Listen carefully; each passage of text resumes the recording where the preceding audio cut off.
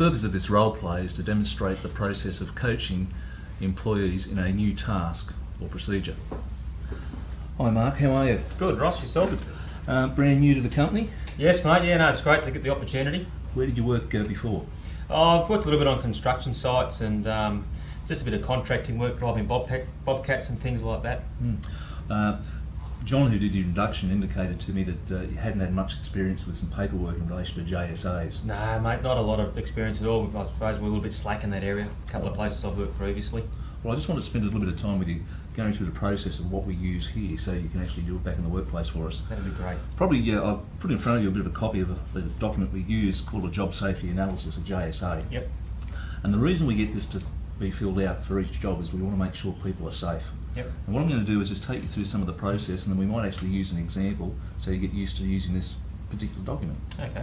You'll see that what we've got here. Up the top we've got the company name, and probably most important, we've also got a space here for the people that you did the JSA with. Mm-hmm. What we do there, with your team, you actually discuss what you think the hazards are and what controls you can put in place.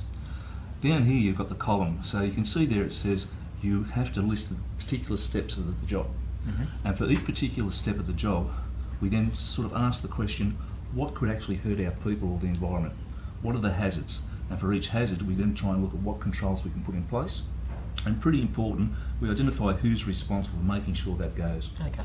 So I thought what we might do, just so you get used to using this this document, we might think about the task involved when you've got to take a bobcat off a loader, Yep. off a truck.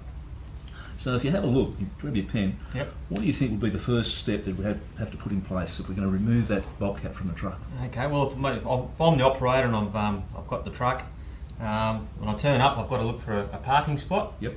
It's got to be legal, it's got to be a safe location, and there's got to be enough room to get the bobcat off the back of the truck. And probably make sure it's level too, yeah?